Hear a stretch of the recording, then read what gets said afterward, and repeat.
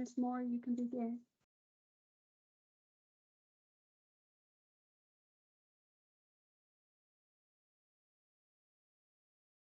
Marla, I can barely hear you. Can you hear me?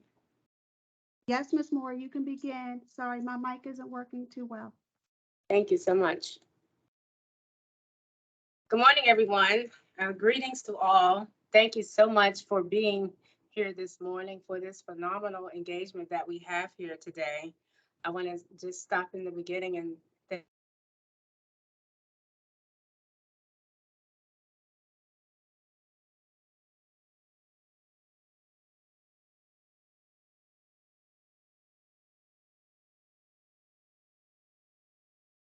I'm sorry, I disconnected for a minute. Can you hear me?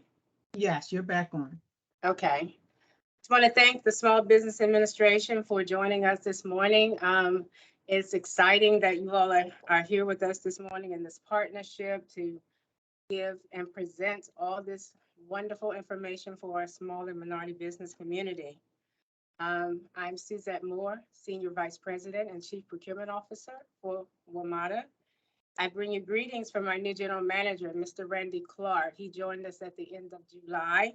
And I'm sure if you're anywhere in the vicinity, you've seen him online, you've seen him riding the trains, you've seen him out engaging the community. Those are some of the things that that's most important to him, his values.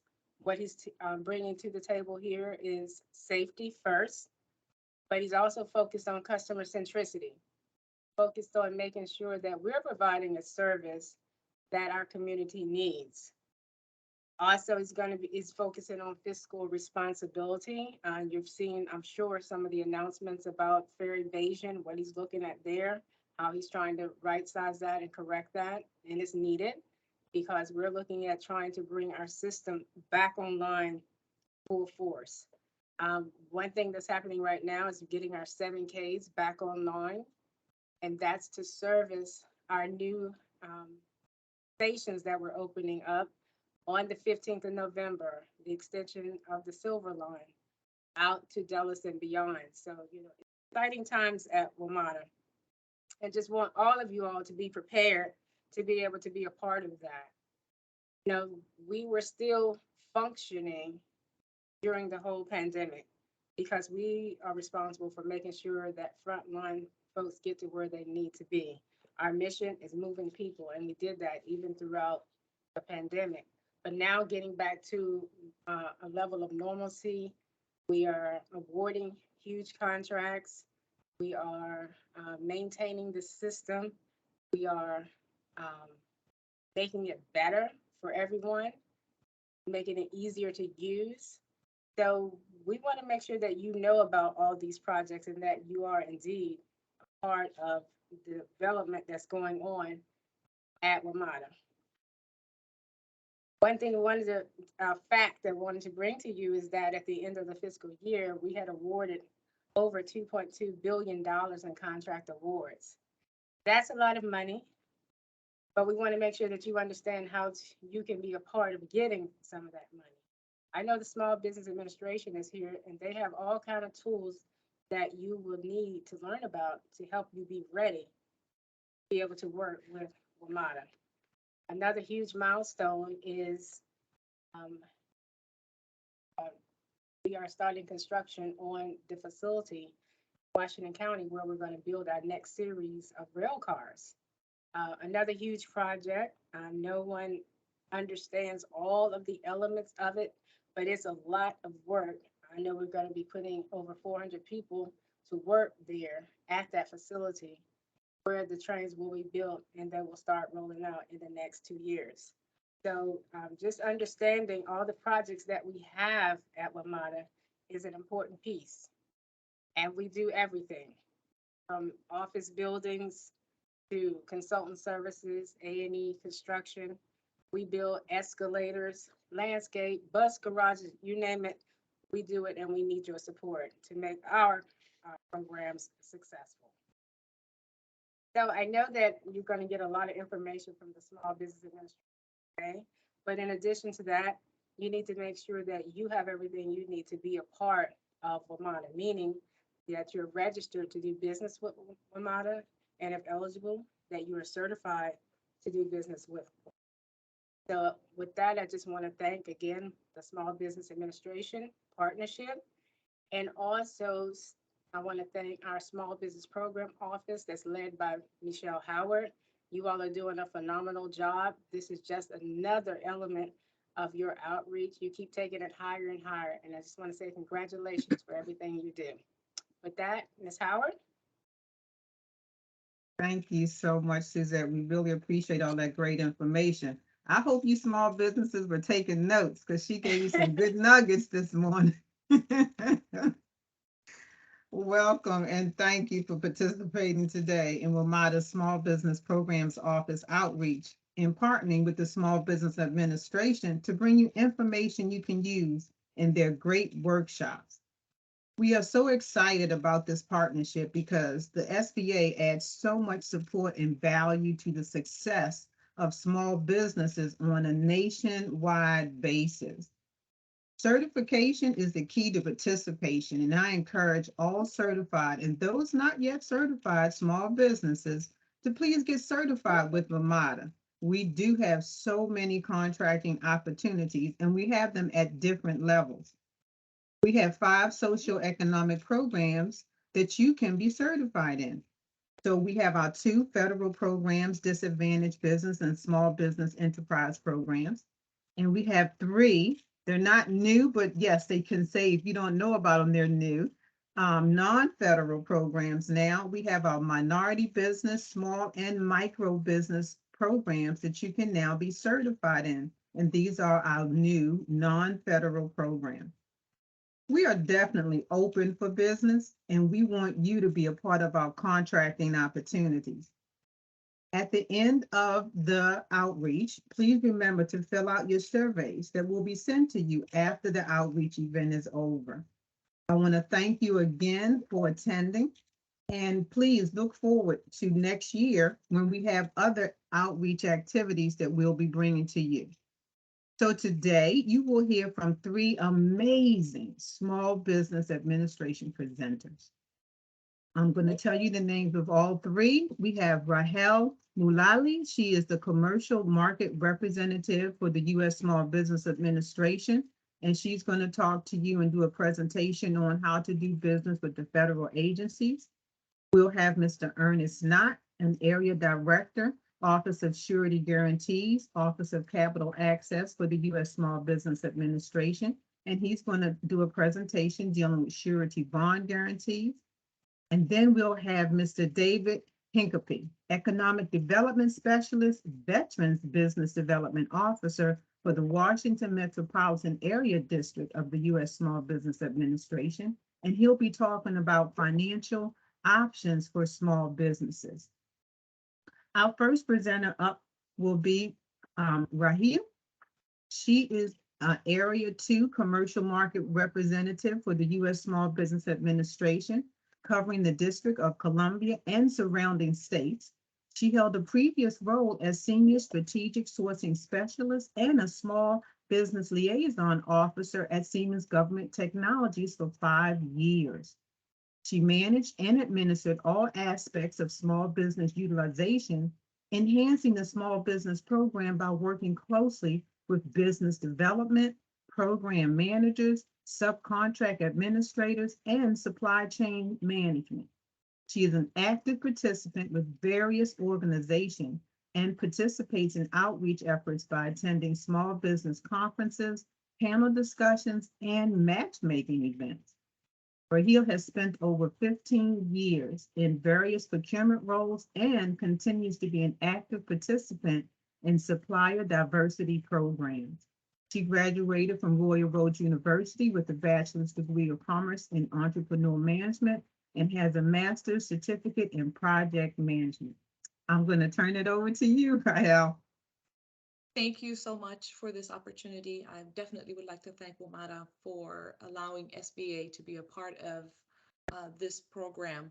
I'm going to share my screen and let me know when you do see my presentation.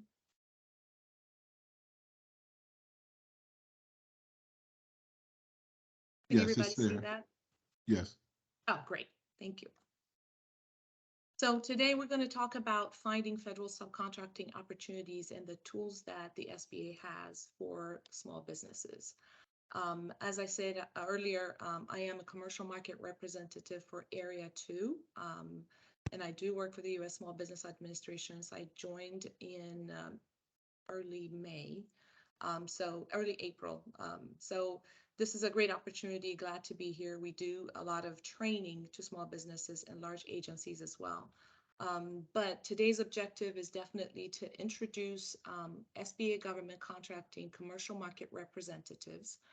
There's a lot of small businesses and large businesses that are not aware that there are CMRs available that they can reach out to for any questions. So I would introduce you to them, and I would recommend to either take a screenshot or jot down your area's commercial market representative for future use.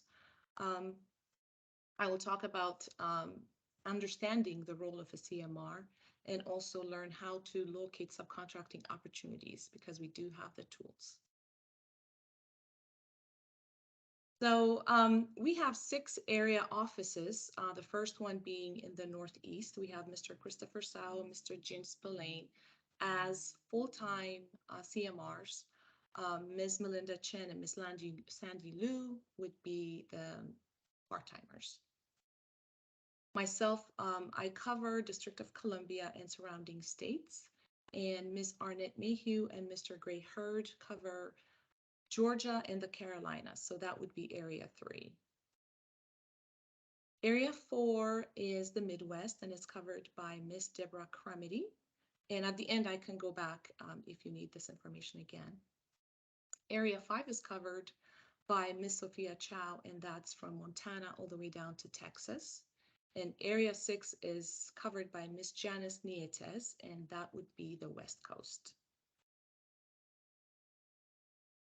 So CMRs interact with various customers on multiple levels. We do interact with federal buyers, prime contractors, small businesses that include 8A firms, SBA staff, and our resource partners, and those being the PTAC offices, the Hub Zone, and any other trade organizations.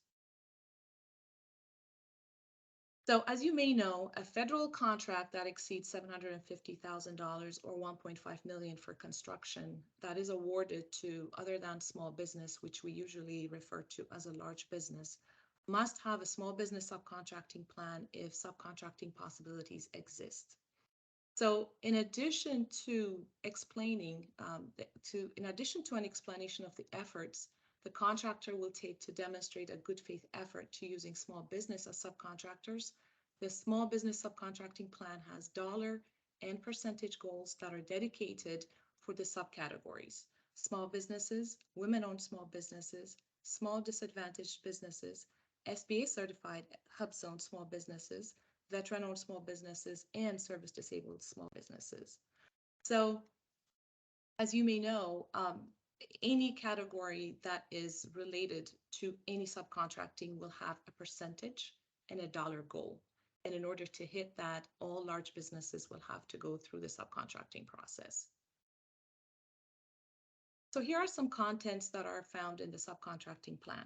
Description of the principal type of supply and service to be subcontracted.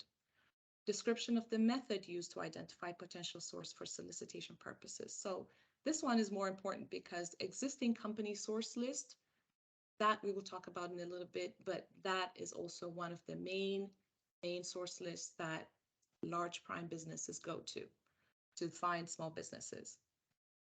SAM, they go to SAM. Veteran Service Organizations, National Minority Purchasing Council Vendor Information Service, and such. So trade associations, small business trade associations, if you are set aside or if you're just a small business, go and make sure that your company information exists somewhere so large businesses can find you. Another information that's required on a subcontracting plan is the name of the individual employed by the offerer. Another one would be assurances that the offerer will make good faith effort to acquire services or service and materials or performance of construction work from a small business concern that is used in preparing the bid or proposal. If a small business submits their small business information to a large prime, and it was used in preparing the bid or proposal, the offerer will have to make a good faith effort to acquire those services and programs from that small business. Assurances that the offerer will pay its small business to subcontractors on time and in accordance with the terms and conditions of the underlying subcontract. These are some of the contents that are found. What products or services are subcontracted? Other than small businesses or large businesses purchase many products and services for federal contracts in a variety of products and services in a wide array of areas. Subcontracting opportunities may exist at many tiers, meaning you, small business, might reach out to another small business to subcontract out. Subcontracts complex systems and simple items, and both direct and indirect costs are subcontracted. So the role of the SBA commercial market representative, the main role would be to conduct periodic reviews to determine whether prime contractors are in compliance with their small business subcontracting plans. So any subcontract plan they provide to the government, we will review them every 3-4 months. Various companies, we would pick any large companies and determine whether or not they're in compliance. We monitor questions that are sent to subcontracting at sba.gov. We provide education and training to agencies and large prime contractors regarding subcontracting plan requirements and compliance. And also, we have the directory, the sba.gov. We maintain the directory of CMRs on the website as well. So how can a small business find subcontracting opportunities? The main one would be to go to the agencies or OSDBU's offices websites. You can find, like SBA also lists a few on the prime and subcontracting assistance website. So on the sba.gov site. Another one would be to research prime contracts that are recently awarded in sam.gov. The third point would be, the third tool, which is very important, would be to go to dynamic small business search. You need to put your information in that system because that database is what government agencies use for the most part to find their small business partners. You can also reach out to your local procurement technical assistance center if you don't do that already. They usually have a low-cost bid matching service, and a data mining workshop, which is really, really crucial. That important information can be found. You can also do small business matchmaking events with the agency. View current subcontracting opportunities and SBS subnets, and I'll show you in a little bit what that looks like. And you can also attend procurement trade fairs. Small businesses can become aware of these from their local SBA district offices and local trade associations as well. So here's an example of Social Security Administration Prime Contracting Directory.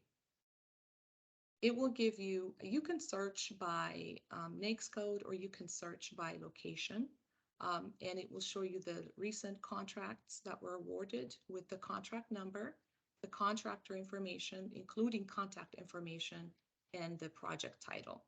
So you can look through these and find which ones best suit your need. And then from there, you can contact the person directly. That could be the director or small business office or business development office. And from there, you can connect with them and see if there is any opportunities. SBA subnet, that is usually misrepresented. Small businesses tend to put their information in subnet.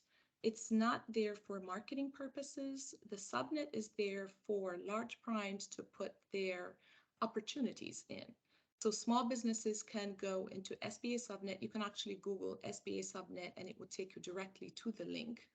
And you can search for various opportunities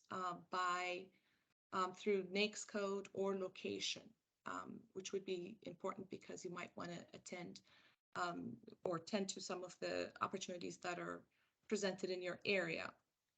So once you enter that information, you might find something specific that you would want to go to. Usually there would be a file that is attached with an invitation to bid. So SBA Subnet is a great information. You can also email the contractor directly to see if there's any additional questions that you might provide or you might have. PTAC training sessions, these are listed on dla.mil. Again, the data mining workshop that I spoke about would be on that list. They offer various workshops that would be of benefit to you. So dla.mil should be a great resource to you. So this is another favorite of mine. I did work for a prime contractor in the past, and again, providing your information to the supplier marketing portal that you find on that large prime small business website is also very, very helpful. Do fill out the information in its entirety. Meet influencers at outreach events. They're usually, all the large primes that you might want to work with are usually found on the conferences or any of outreach events. But the one thing that I want to focus on is bringing partnership opportunities to that large prime through business development. So if you do find an opportunity that you want to work with that particular large prime, reach out to their business development group. And, you can state that you might want to work on that particular opportunity that they don't have access to. If you are a set aside, you will have opportunities for the large prime that they don't have access to. So that would be a great opportunity. And in this instance, the large prime can become a sub to you as well, or you can create partnerships, etc. Here are some tips for marketing to prime contractors. First and foremost, emphasize your company's skills and expertise. Size and socioeconomic status is secondary. If you don't have the skills and expertise, it doesn't matter what size or if you're a hub zone or a veteran or small business, it would not matter. So make sure that you emphasize your company's skill and expertise. And when you do reach out to the prime contractor, make sure that you do have the NAICS code, understand what the company's what the company's need is, and then you can provide that information to them. Another misconception is small businesses think that subcontractors, large primes only seek subcontractors in the beginning of the offer, but they continuously seek small business subcontractors throughout performance as well. So make sure that you reach out and get engaged with these large primes to see if there's opportunities for subcontracting for future use. SciServ certification can be through SAM or written or electronic representation to the prime contractor. To be small, the subcontractor must be small for the NAICS code that the prime contractor has assigned to the subcontract. So you might be a small business, but make sure that you are small for the NAICS code that is specifically assigned to the subcontract.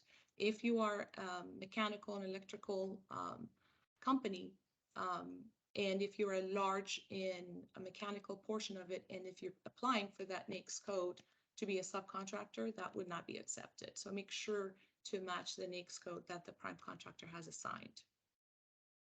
And as you may know, prime contractors can count the company towards all of its subcontracting goals. So if you're a small business, SDB, women-owned small business, if you were to be awarded a contract, the prime contractor would be able to check all three boxes.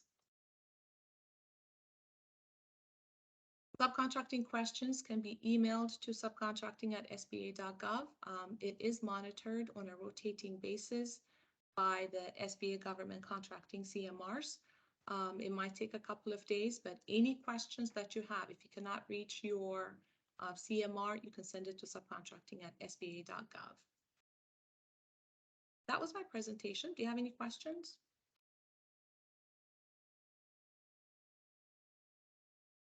Hi, Rahel. So it looks like you only have one question, and it says, wouldn't those large contracts already have?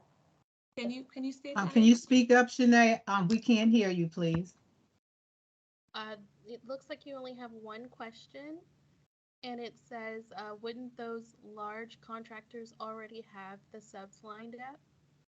Oh, yeah, sure. They're probably talking about the portion where I said they usually get their subs in the beginning of the contracting phase. But there's a lot of instances where those subcontractors might not be able to perform anymore, or there might be some task orders that are coming through that they don't have a specific small business to assign to. So in any case, if there is a contract that you can identify by going to Subnet or SAM.gov or any other organization website, and you think you can be a good part of that system, that set of suppliers, you still need to reach out to the business development folks.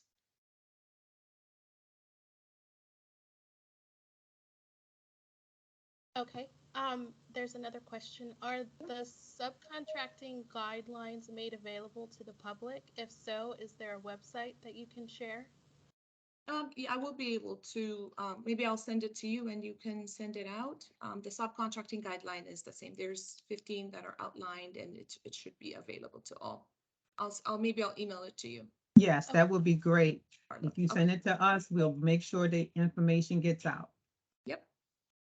Another question is, most small businesses have no previous relationships with primes, agencies, or contracting officers.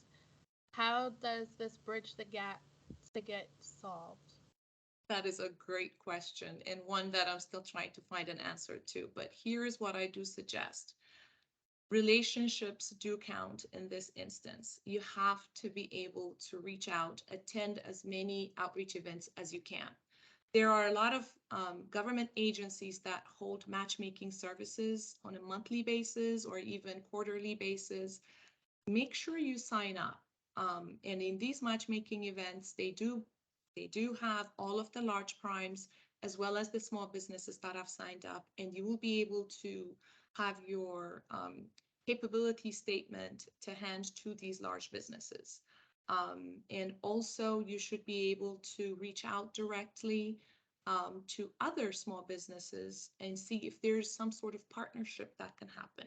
If you haven't done any work with the government agency before, and you do have a partner that you can, create a joint venture with, for example, and they do have a past performance, then that would be a way for you to get into that area of business. It is difficult because I will admit a lot of the large primes are very risk averse. So they do want small businesses with past experience with the agencies. And that is hard to come by. So by being a subcontractor to a large prime, and especially if you can partner with a small business, that would be a good start. And that's usually what I recommend to small businesses. The next question is, how do we find the matchmaking events? How to define? How to find Oh, the matchmaking events? it should be listed. Reach out to the OSDBU websites, the different agencies, reach out to their small business. There should be a website. There should be a small business link on their website. Reach out to their small business office and ask when they have their small business matchmaking events. So those are the ones that you should definitely attend. A lot of large businesses, they do have them, but you have to reach out to them directly to see if there's any matchmaking opportunities. I don't see any other questions. Okay, let me know if there's any that come up and I would be able to answer them for you. Thank you very much, Rahel. Thank you.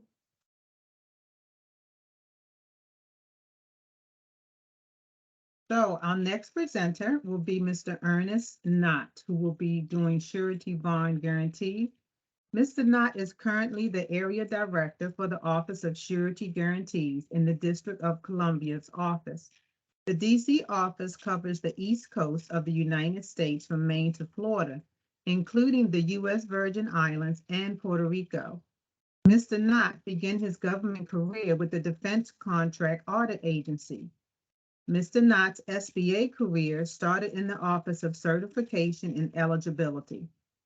Prior to assuming his present position with the Office of Surety Guarantee in October of 2016, he served in a number of positions in various programs, including the Office of Small Business Investment Companies, Office of Small Business Development Centers, and the Office of Certification and Eligibility. Mr. Knott has over 20 years of services to the small business community. As a lifelong Maryland resident, Mr. Knott received bachelorette degree from the University of Baltimore and his Master's of Business Administration with a concentration in finance from the Morgan State University. Next up for you is Mr. Earnest Knott. Thank you.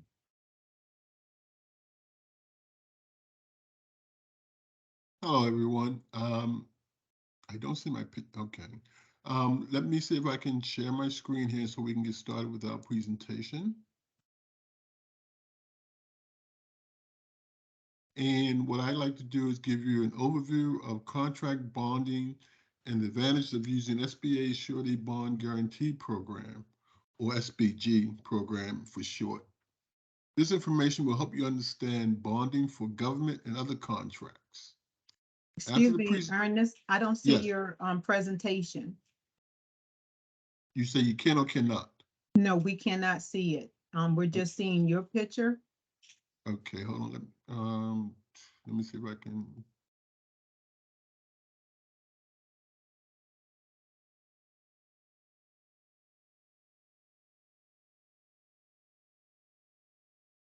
Okay, is that better? Yep. Okay, Thank you great. so much. And after the presentation, we're going to open up for question and answers. So submit your questions to the chat and we'll get to them when we can. I'd like to start the presentation off with a quick video on the Surety Bond program, and we'll get started with that.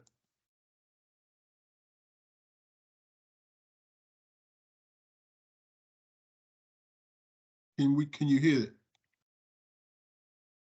Yes, we can. Okay.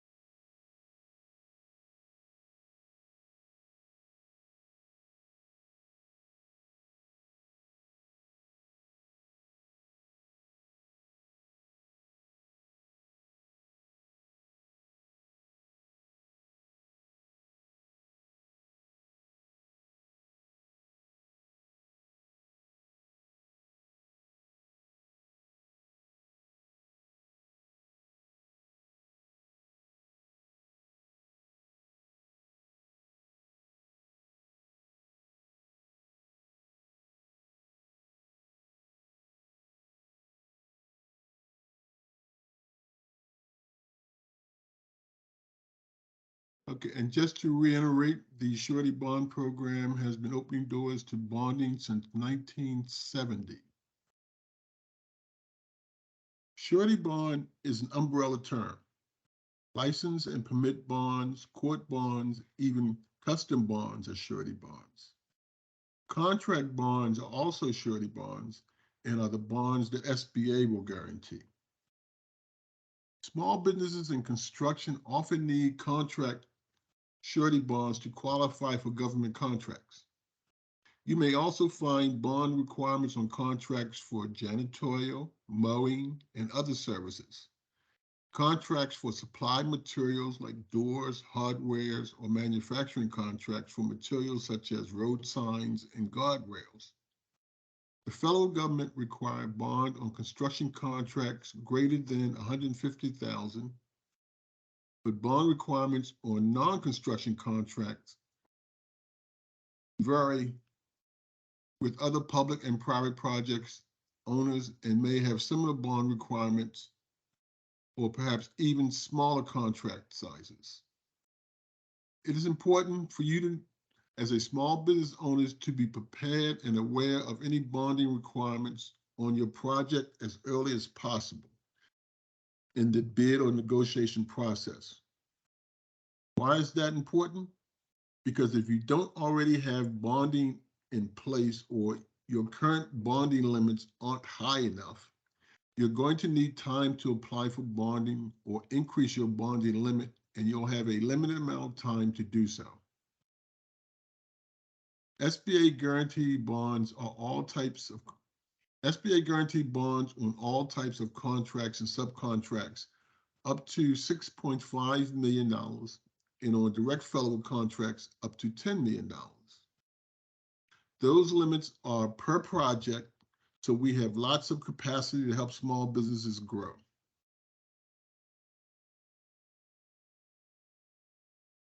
To obtain bonding, your business will be evaluated by a surety company in 3 areas: capacity, capital, and character. Your bond limits will be based on this review. You'll have a per project bond limit and a total bonding program limit. Capacity is your ability to complete the work based on your company's past experience, owners, and key personnel experience, and your business management practices. Your experience determines your per project limit, usually set at 2 times your largest job completed. Capital is based on your company's cash flow, profitability, and the quality of your financial statements. The working capital from your most recent balance sheet usually determine your total bonding limit. The more working capital and net worth you have in your company, the more bonding capacity you can usually obtain. Character includes the personal credit history of the owner of your business, plus their business reputation. Good character is required to obtain an SBA bond guarantee, and is even more important when a small business is challenged in the other 2 areas, capital and capacity. If you're new to the bonding process, you can pre-qualify with a surety company today, so you'll know your bonding limits before you start bidding or negotiating for bonding contracts. We encourage you to begin today. Don't wait until you have a project with a bond requirement that you're interested in. With tight bid deadlines and strong competition, you need to be prepared.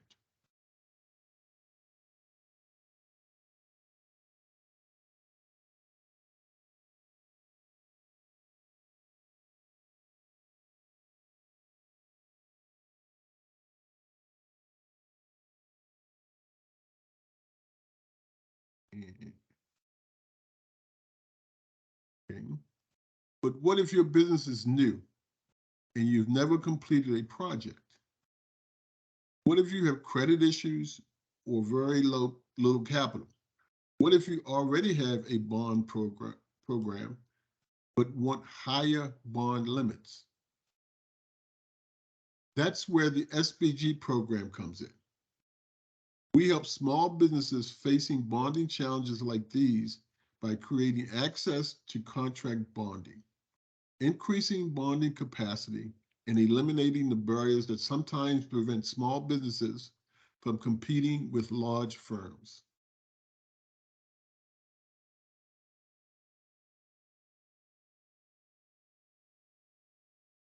SBA help level the playing field for small businesses by partnering with bond agents and surety companies nationwide. We guarantee 80 to 90% of the bond's value against loss to the surety companies in case of default.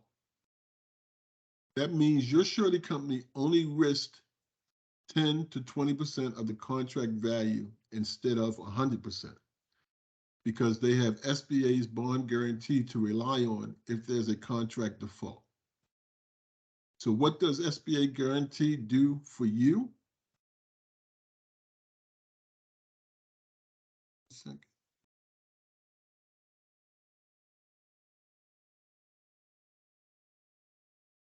If your business is having trouble obtaining bonding, need higher bond limits, or is posting collateral or paying for fund control, the SBG program could be your solution.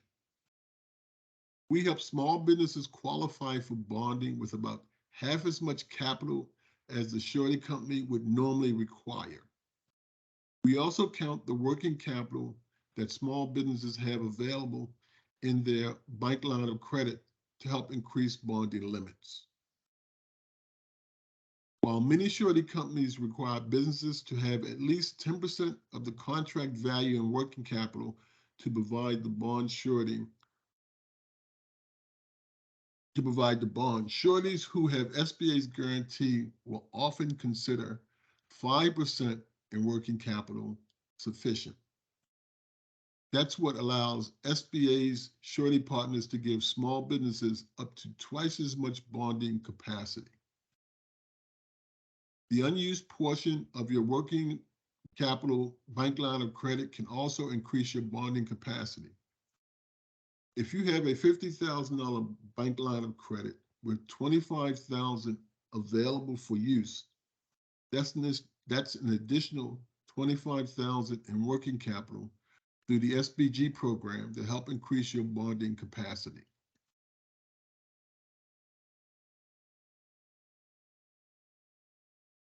That's twice as much potential bonding capacity with SBA's guarantee program. And your available bank line of credit counts towards your total working capital. These advantages are available only to the small businesses in SBA's SBG program. We can also guarantee bonds for larger projects, even if you only have internal financial statements. The financial statements requirement for a bond guarantee is based on job size.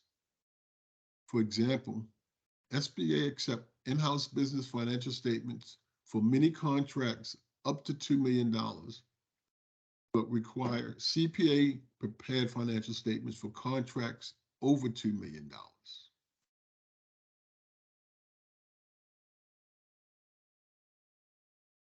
We guaranteed over $7 billion a year in contract bonds. And last year, we helped over 1,600 small businesses obtain bonds.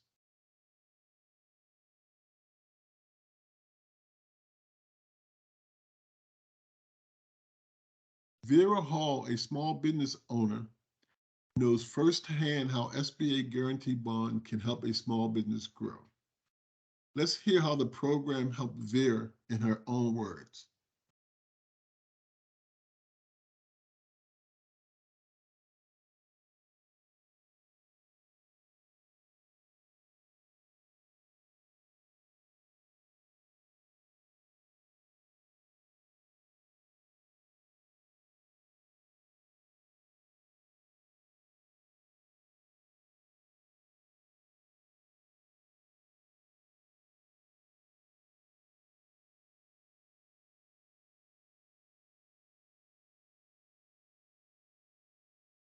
Mr. Knott, we can't hear the presentation. Okay, Video. I'm sorry.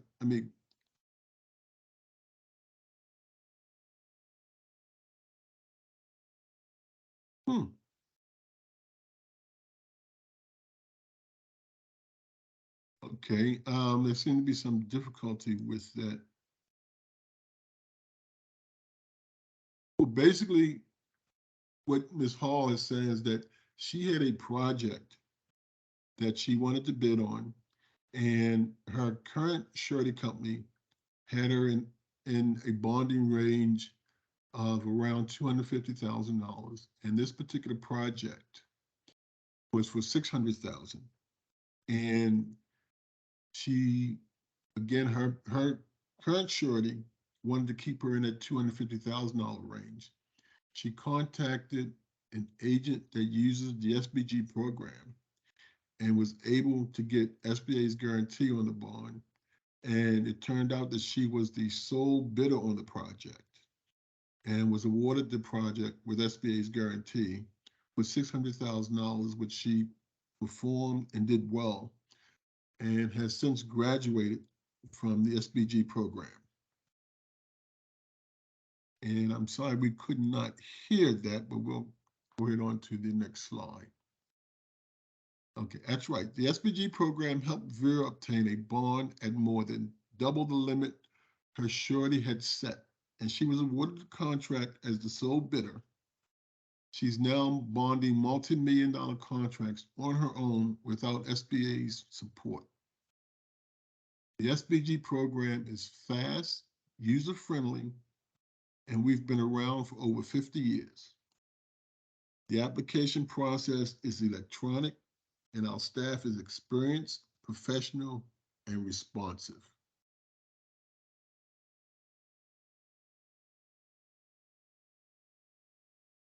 Now, you're probably wondering how long it would take to get a bond or to pre-qualify for bonding capacity. It's going to take the surety company several days to review your information and determine your bonding capacity or approve your first bond. Once you need a bid, performance, or payment bond, your bond agent will help you apply for SBA's guarantee. And that can take an additional few days. The SBG program approved guarantees in about 2 days, and we offer a streamlined quick app process that requires less paperwork and allows us to approve a guarantee within 24 hours on bonds 500,000 and smaller.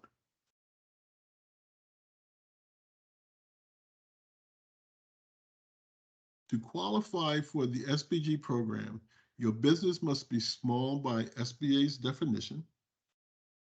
This is based on the average annual revenue over the last 5 years or 3 years for construction and services or supply firms, or your average number of employees for manufacturing.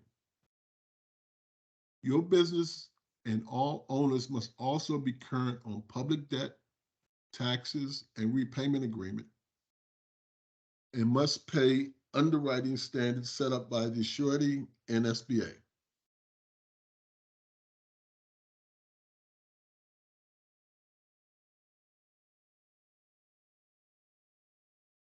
You must possess good character and need a bond that you are unable to obtain elsewhere with reasonable terms.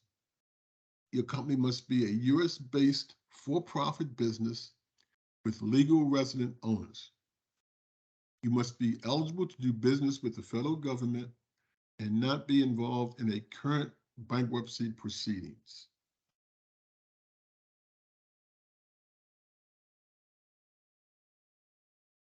There are some costs associated with bonding with SBA's guarantee.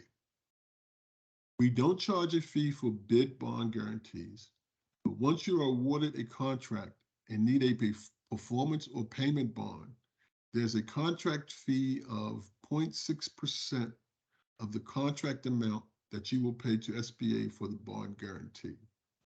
And 0.6% basically is $6 per 1,000 of the contract amount. We also want to make sure you're aware of the surety's premium. This is a separate amount you will pay to the surety company for providing your bond. Unlike SBA's fixed contract fee, the surety premiums vary depending on several factors, including the type of work you're performing. Surety premiums typically fall between 1% and 3% of the contract value. So be sure you know your surety premium rate in each of the states where you perform work. Once you can calculate your total bond cost, you can include it on your bond projects and obtain reimbursement from the project owner. The average total bond cost for small businesses in the SBG program is about 2.25% to 2.5%.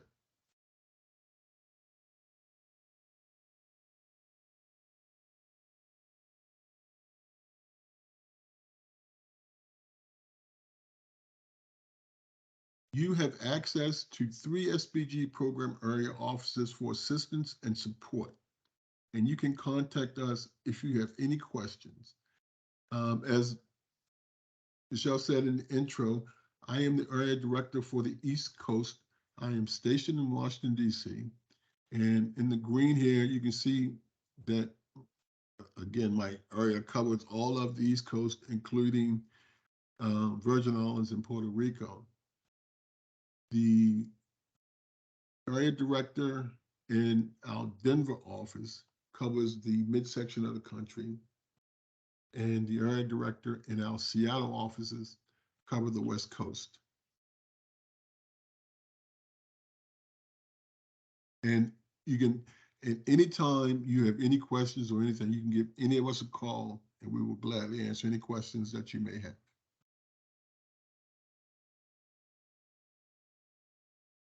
Our network of surety partners help us give small businesses the opportunity to get the bonding they need to compete for large contracts on bids or bid on their own instead of as a subcontractor. SBA authorized bond agents have access to 42 surety companies providing bonds for small businesses.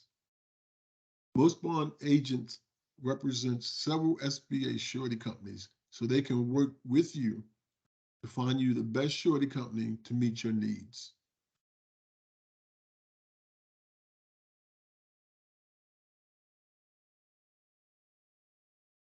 You can get started today by visiting our website to find an SBA authorized bond agent in your area. If there are several to choose from in your state, we recommend calling a few and asking some questions to get to know the agent and the services they provide. A professional bond agent goes beyond providing you with a bond. They can refer you to qualified CPAs in your area and even create a roadmap to help you get more bonding capacity or qualifying for your first contract bond. Once you choose your agent, they will ask you to provide them with information and SBA forms they will need to get started with a surety company.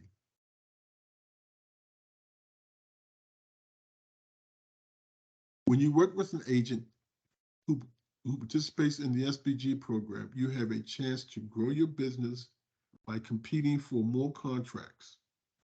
You can only access SBA's bond guarantee program through an authorized bond agent and surety.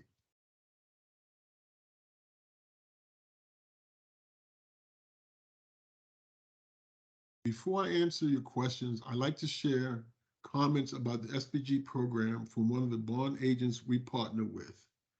Mike Williams of CCI Surety says the SBG program has made his company and the small businesses he serves stronger and more profitable by helping them level the playing field so they compete with larger firms and perform larger contracts.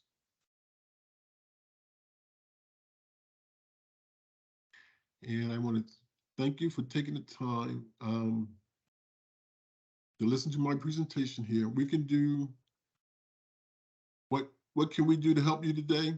Submit your questions through the chat and we'll see if we can answer them.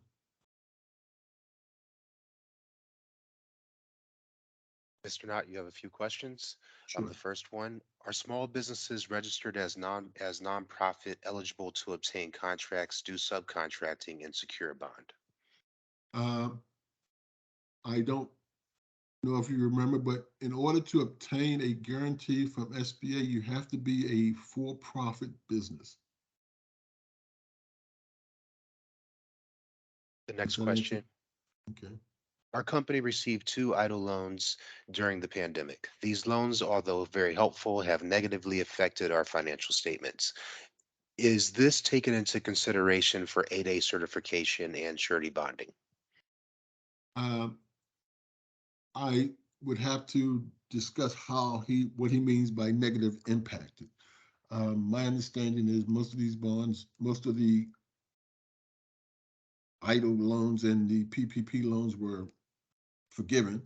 If it is forgiven, well, Let me answer it this way. We will evaluate his financial statements once an application is submitted. And again, if there's a negative impact on it, I don't know what he means by negative, but we will probably question the agent as to what may have happened. Excuse me, can I add to that? This is David Hincapie. Sure, go ahead, Dave. Yeah, so when you say negatively impacted, I assume that I'm trying to figure out as well, Ernest, what exactly they mean. If they mean that now it looks like on your balance sheet, like you have this liability, well, when you say negative, you say it helped tremendously. I'm assuming the business would not have survived without it. So how is that negative? Now, if you had received a working capital loan from someone else, from say a bank, it wouldn't have been for 30 years, and it wouldn't have been at 3.75% interest. So let's say you would have received that. That would have affected you negatively in the same way that I'm assuming you mean. Right? So we have to know specifically what you're saying. It negatively affected you. I'm assuming you mean your financial picture, your balance sheet, you have this liability, it has reduced your cash flow because you have the payment. Okay. That is taken into account. I'm going to discuss more of that in the stuff that I'm going to do with my part. Yeah, but Okay. without knowing what his definition of negative is, it's hard to answer the question. Okay, we'll move to the next question. How can I become a professional bond agent? I have an insurance company and I'm a licensed insurance agent. If you want to become a SBA authorized bond agent, I would suggest you contact the Ms. Tamara Murray here, and her information is here for you, and she can give you the instruction as to what would be required to become an authorized SBA authorized agent. Can a company apply for the bond before applying for the contract? You can, yes. You can, well, you can go to one of the agents and obtain a bonding, find out what your bonding capacity is before you negotiate or submit a bid bond. So this way you can go in and say, hey, I'm a small business. I'm looking to bid on some of these contracts here. I need to know what my bonding capacity is. So I know what I can bid on or what I shouldn't bid on. And they will set up what your capacity is before you even submit an application for a bond. Yes. Okay, I believe we have one more question. Um, I'm a new business owner from West Baltimore. I'm interested in receiving SBA assistance and having a hard time locating a location for one-on-one assistance. Can you please provide a location or a contact so I can receive assistance? I didn't hear anything about bonding. So my response to that would be, I would contact your local SBA district office in Baltimore. I believe they would, the last time I checked, they were down on Howard Street.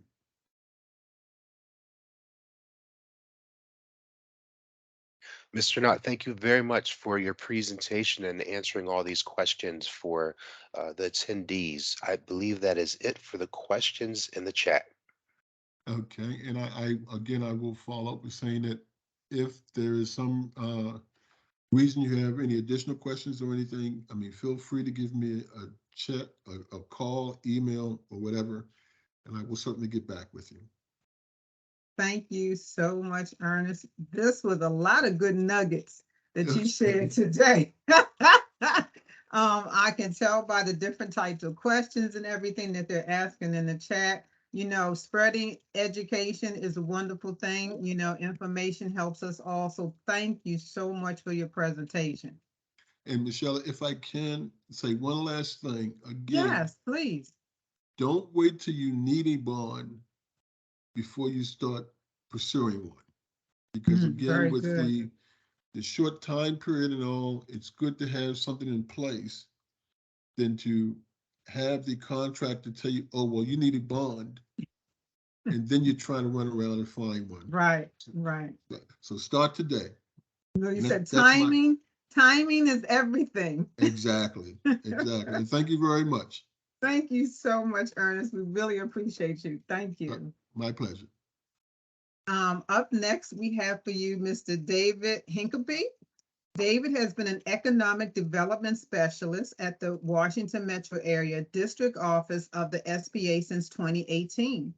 He is also the Veterans Business Development Officer for the district office. This additional duty makes him the primary point of contact for veterans interested in any SBA programs, such as the Veterans Business Outreach Centers, SBA's Guaranteed Lending, or the SBA Resource Partners. I welcome David Hincapie. Thank you, David.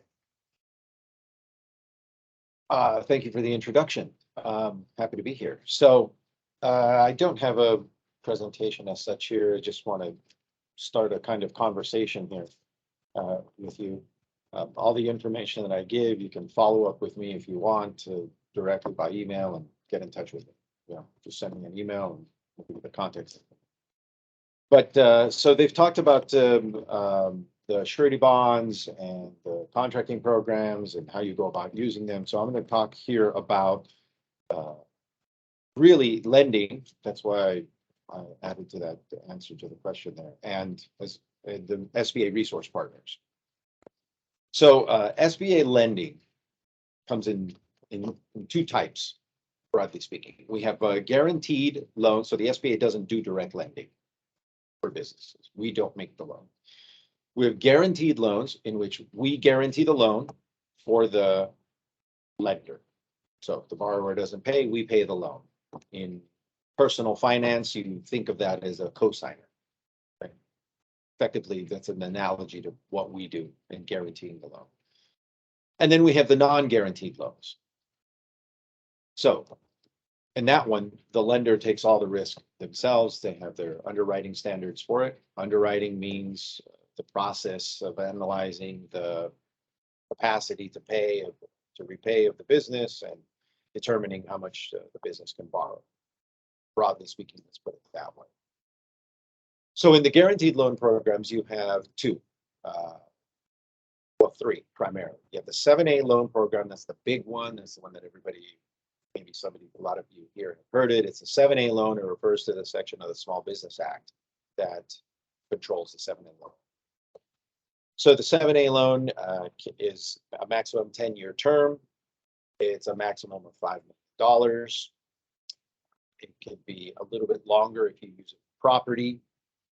It could also be turned into a credit line. We also have the Community Advantage loan. That's a maximum of $350,000. And these are, instead of being done by banks, that's who does the 7A loan primarily, some credit unions do.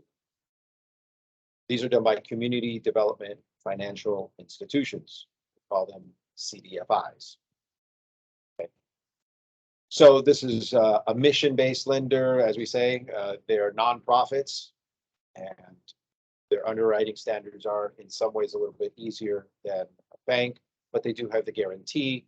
So that gives them the incentive, a little bit more confidence in lending into a newer, smaller business that's a little riskier as a borrower.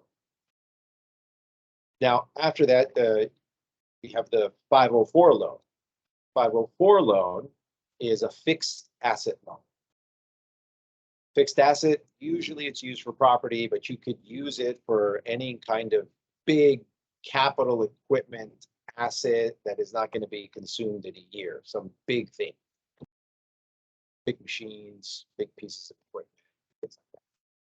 So, fixed assets loan, 504, it's done in two parts, by a bank that does part of the loan, half of it, and then by a certified development company, that's the other half. Now, in all of these loan programs, there is something called an equity injection, some cash that has to be put in. That's what they call it, equity, a cash injection that has to be put in by the borrower. It's not exactly a down payment, but it's equity. You have to have some cash.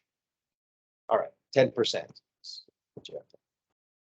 Then there's the non-guaranteed loans. These are much smaller. These are the micro loans done through the SBA licensed micro lenders.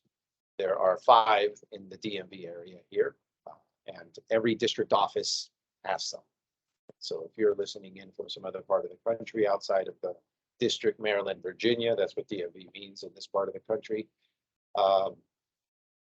You can get in touch with your local SBA district office. I'll mention them in a minute, and find your local microlenders, go talk to them.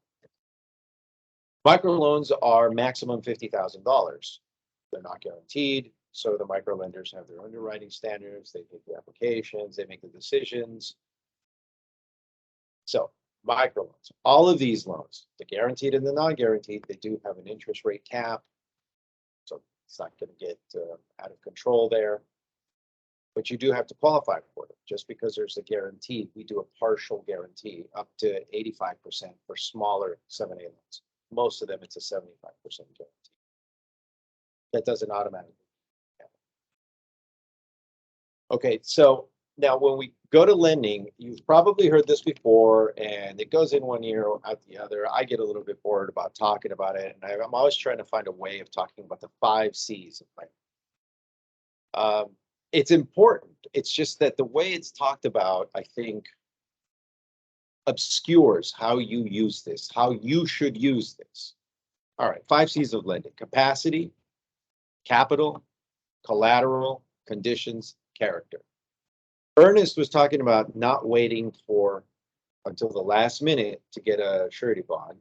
And this character thing comes in here. And if you notice, he talked about 3 C's for the surety bond. Very similar to this. Look, capacity is very simple, and you want to think about it in terms of your cash flow. Capacity is the capacity to repay the loan. Can you make the payment? Right? So in the capacity, and I don't know how much everybody on this knows already. I don't know what your level of knowledge about financial terminology and lending is. So if you already know this, it'll be a read. Total debt service and your debt service coverage. If you don't know what those mean, then that's homework assignment. Go learn, because we're not going to be able to teach you everything here. I'm just going to tell you stuff that you may not already know. Capacity. Does the business have enough cash flow? Does it earn enough to meet its debt service obligations, meaning its payments? Capacity. Capital. Capital is what the business has. How much cash does it have, or how many, here's a term for lending, unencumbered assets. Some asset the business has. Let's say your cash flow goes down, your sales go down, your revenues go down. Do you have some asset you can turn into cash, something you can sell, turn it into cash to make your loan payments? Capital. Collateral. Right? Is there some property you can put as security? What's the difference between collateral and this unencumbered asset? The unencumbered asset is something you can turn into cash quickly, right? In 15 days, in 20 days, in 30 days, because revenue goes down, you have debts, service, payments to make. Let's turn this asset into cash. But collateral takes a little bit longer. That's usually only used by the lender if the borrower defaults. So, but do you have it? Capacity, capital, collateral. Conditions. Conditions is broadly, what are the conditions in which the business is operating in? Right? Do you have a forecasting report, since we're talking about federal, or not federal, government contractors here? Is there a forecasting report that shows that you're gonna be able to, that there's something available there, that things that you can go for, contracts you might be able to get, right? The conditions are something you're gonna present to the lender as well. So those are the conditions. Now the character thing, and this connects with what Ernest was saying about waiting until the last minute. You don't apply for a surety bond on Friday because you need it on Monday. You apply for a surety bond 12 months from now, 18 months from now, if you're not ready. If you're not ready, you're going to have to get ready. I'm going to get into that in a moment. Or you can, if you're ready, you apply for it now, even though you don't need it now, but you apply for it now because you've done your forecasting, you've done your projections, and you think you might need it in August or September. You do it now. Or maybe in June. So this is what I'm going to get to here with the lending. Same thing with lending. You don't apply now for a loan that you need in a week, unless you're in a financial position to get it already. But if you're not, if you don't have the capacity, you have to improve your cash flow, meaning you have to increase your revenues to be able to repay them. Then you start now. But one of the things I tell, and every lender, if we had a banker here, lender, to say anything about this, go to a lender who you think you might request a loan from. And you should start with whoever you do your business banking. And you make an appointment to talk to lender, and you say, my name is David Hincapie. I have this firm, and we're doing some contracting. We've done a bit of subcontracting, and we think we're going to be in a position to expand or to really grow, make a big jump in growth in about a year, maybe a year and a half. And when that happens, I would like to come to you, Earnest, and apply for a loan. But I wanted to learn a little bit from you, Earnest, about what your bank is looking for in a business borrower. What financial picture do you want me to have for you to feel comfortable? Now, I'm talking to Earnest about this in December 2022, but I'm not going to need that loan until maybe June 2024, because I've made my projections. Maybe I'm going to need it in January 2024, right? 13 months from now. Or I think I will. So I talk to Ernest, I invite him to lunch, I invite him to some coffee, and we have a conversation. I tell him about my business, almost as if he were a contract specialist. I take my capacity statement of abilities, and we have a conversation, and he gets to know what my business is. And then every quarter, I have another conversation. 3 months go by. Hey, Ernest, how's it going? Listen, we had this great little victory. You know, we got this nice little subcontract. This is what it's doing. I would like to ask your advice because this is going to affect our cash flow a little bit. And I know that you deal a lot with these sort of businesses, and you see a lot of the cash flow statements and the financial statements, because here's a little secret. The banker might know more about the financing of your business and your sector than you do, because the banker sees applications, hopefully dozens a month. You only know your business financial statements. This banker is going to know lots of them. See, so this is what's happening with the subcontract that we won. Actually, we got 2 of them. The other one's coming in next week. And our cash flow is going to affect it this way. Are there any pitfalls? Is there anything I'm not, because I'm new at this, right? I've only been doing this for 5 years, and you've been doing this longer than me, Ernest. So what, can you tell me something? Everyone loves to share their knowledge. And if you show up there, Ernest, the lender, is sitting there going, this is a future, this looks like this is going to be a good client. Sure, let's have a conversation. And then the next quarter, you do it again, and you do it again. And then 14 months from now, when you go apply for a loan with Earnest, the lender, you're not a stranger. Character. This lender knows your character. Your character is you're an engaged person who's trying to learn, managing a business, increasing revenue, increasing cash flow. Character. That's how you deal with character. All right, last thing I want to talk about is just the SBA resource partners. The SBA has, and the PTACs. The resource partners are funded, partly funded by the SBA, and these are the small business development centers, the women's business centers, the SCORE business mentors, and the veterans business outreach centers, VBOCs we call them. Okay, small business development centers, SBDCs, the women's business centers, and the VBOCs, they all have business advisors who could be good coaches. That's how I characterize them. They are people who are technically expert in some aspect of business because it's all human beings and everybody's expert in different things. So you should call them up and see who has expertise in the thing that you want to learn about and get some coaching. Could be marketing, could be accounting, could be a simple thing like using a tool like an accounting program, accounting software. Okay.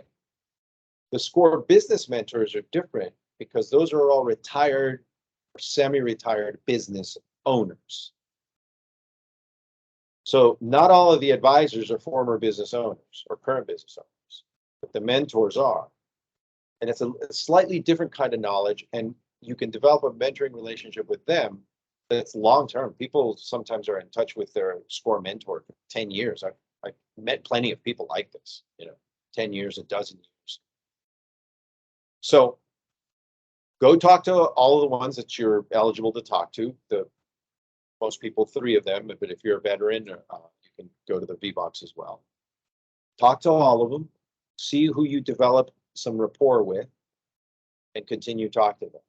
The PTACs, partly funded by the Defense Logistics Agency, Procurement Technical Assistance Program, and they have these PTACs, Procurement Technical Assistance Centers. They're like an SBDC, but focused on procurement, federal procurement. Their advice is generally free, right? They might have some things that you have to register for, a nominal amount, $25 or something like that, for some training class or something, but it's not much. Generally, it's free. Go talk to them, make an appointment, start talking. Now, if you've been contracting already for 4 or 5 years, you may already know about them, but for the new people here, this is one of the places to start. Somebody asked the question of Rahel of if you don't have if you don't have any contacts, how do you get contacts? So everything she said is right. I want to add one thing to it. Even if you're not yet ready to sign up to get the contract, go to the matchmaking event. Because going to the matchmaking event, even if you know you're not ready, find the time, go to the matchmaking event, and it's an opportunity to have that conversation like you do with the lender. Hello, Ms. SBA lender. This is who I am, and I want to know what I need to do to be a good client for you, a good borrower for you. Well, you go to the contract specialists that are there at the matchmaking event. You say, we're not ready yet, but this is what we can do so far. What more do you need so that we can be ready in a year at the next time we have this meeting? Very few people do this. I've been at these contract matchmaking events. I rarely hear anybody do this. But I'll tell you anecdotally, every time I've seen it, there's an exchange of business cards. There's always an exchange of business cards. But there's an exchange of business cards that lingers a little bit longer than the usual one. It's not just, oh, here's your card. There's a little more. It's an opportunity for you to begin those relationships and begin those connections when you say you don't have one. Like the question that went to Rahel. What if you don't know anybody? Well, that's a way to get to know somebody. Go have it. I'm not ready yet, but I'm going to be ready in 18 months. This is who I am. This is what I can do. What else do I need to know about getting ready? Okay. So broadly, that's SBA lending. Those are the SBA resource partners. And I hope some useful tip for when you go to these matchmaking things. The last one that I hope is a useful tip that I also see that very few people do. Every one of the agencies that you might approach has an OSDU. Office of Small and Disadvantaged Business Utilization. They usually call it that. Sometimes they call it something else, but it's, you can tell from the name, that's what it is. Small Business Programs Office or something like that. You should have a list. You should make a spreadsheet and you should list as many as you can. Just take a little bit of time, find them all, put their contacts down, get on their email list. I'm on their email list. Find out what they're doing. And slowly you will begin to see, especially when you're on their email list, you begin to see maybe these agencies are not the ones that I want to try to market to. Maybe I want to market to these. But until you put pen to paper or until you create that spreadsheet and you organize yourself, you're just going to be doing catch as catch can. You're just going to be out there kind of randomly getting lucky. And I don't think you want to bet the survival of your business on just getting lucky. The more systematic you are, the more likely you are to get. So that's it for me. I'll put my contact information here, or you can get it from WMATA. And if you have any other questions, we can have a phone call, we can have an email conversation, whatever you prefer. All right, thank you for that presentation. The first question is, how is the SBA handling requests where the PPP loans negatively affect the ability to qualify for small loans like 7A loans? Many business owners can now not qualify for loans. As you know, loans are not income, so you do not show on the profit and loss statements. However, the payroll expense is allowed. Therefore, small businesses who may have received 100 to 300,000 PPP loan, it would impact the P&L significantly. Okay.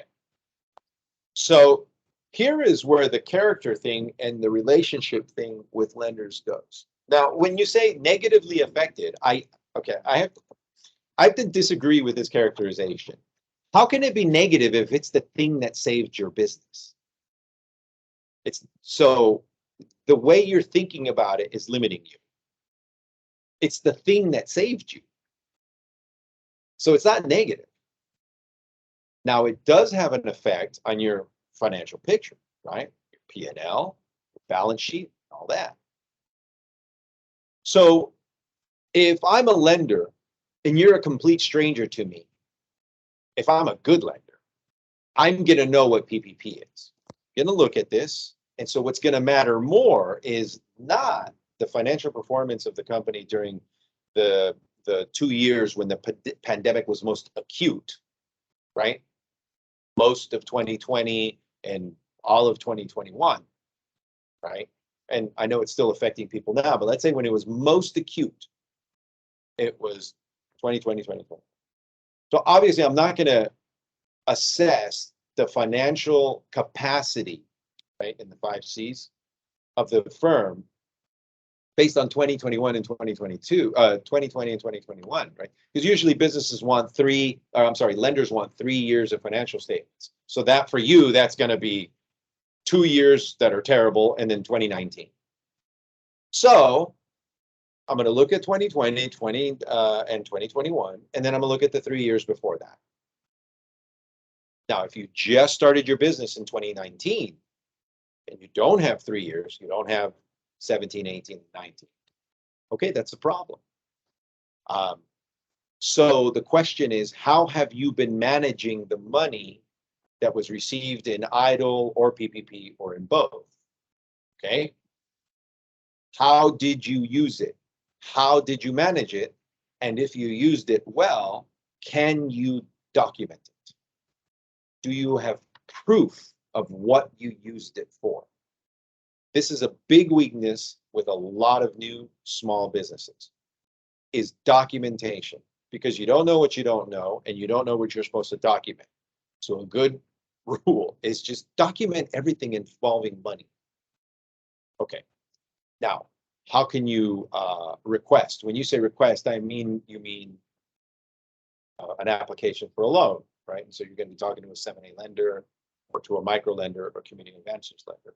So one thing you might do is not go to a 7A lender, a bank usually. Some of them is sometimes the credit unions. is go to a community advantage lender, and their underwriting is a little bit different. Smaller loans, it's going to be only 350,000 maximum, or maybe even a micro loan if you're an even smaller, newer business, maximum 50,000. Another thing that you might want to do is consider credit lines. The 7A can be turned into a credit line. Community advantage by some CDFIs can be made into a credit line.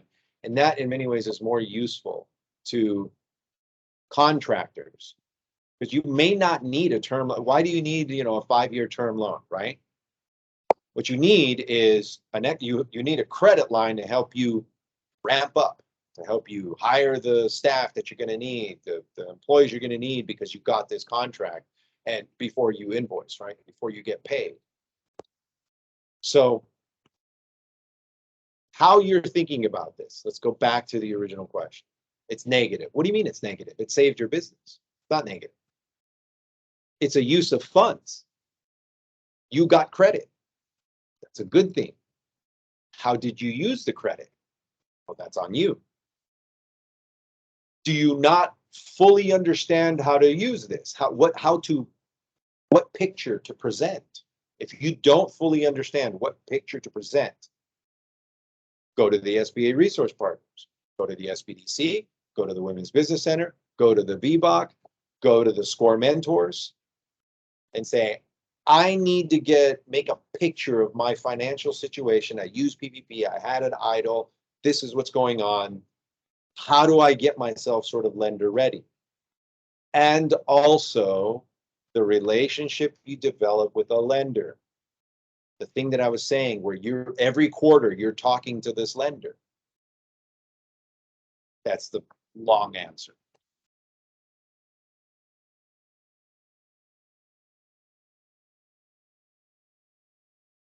All right. The next question is, where can we access the mentors? Just go to score.org and search for the DC chapter of SCORE covers this whole area. And you put in your information there, say, I'm looking for some help in organizing my financial statements. I'm new to this. Who can I talk to? And then they put you in touch with someone.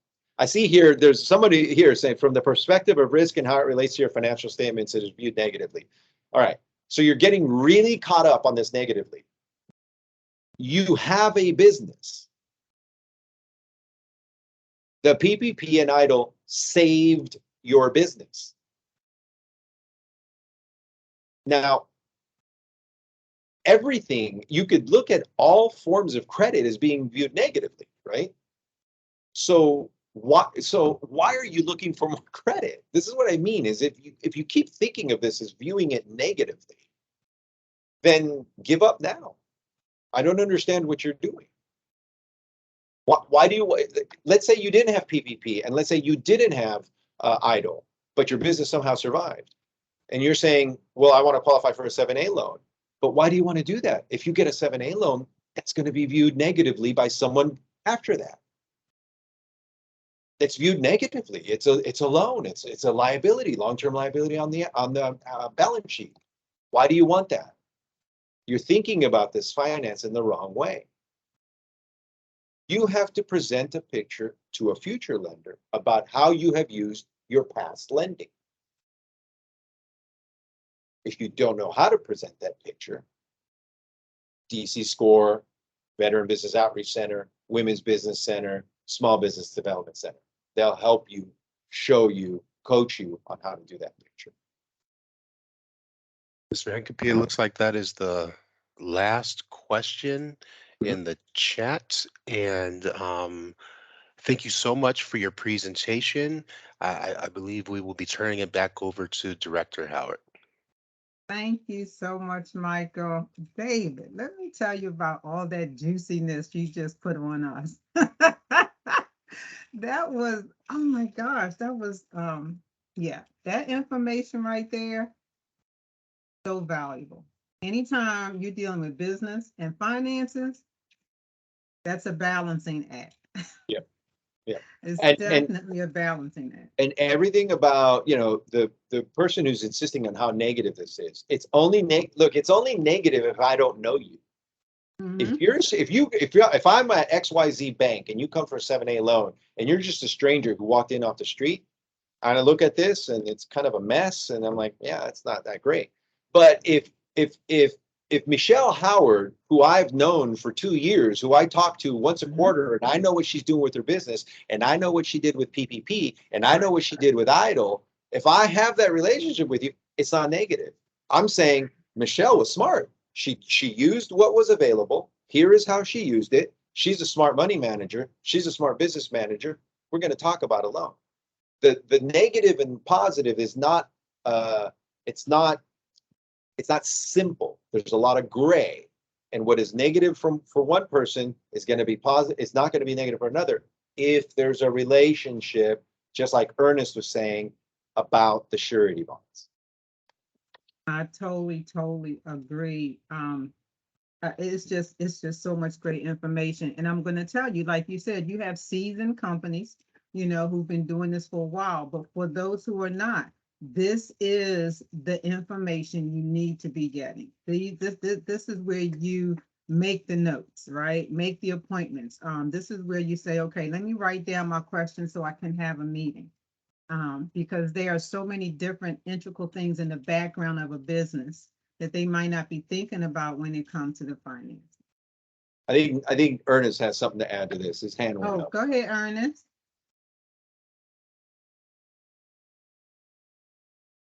Ernest, Give me a minute, hold on.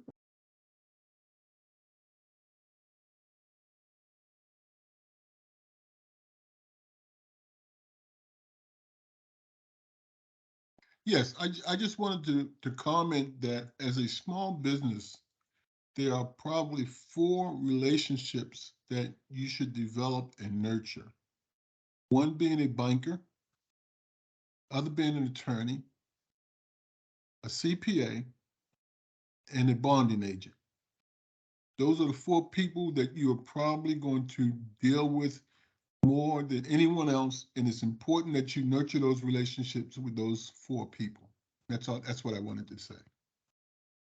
I 100% agree, Ernest, because relationships, partnerships are so important. Yes. And, building them, it doesn't happen overnight.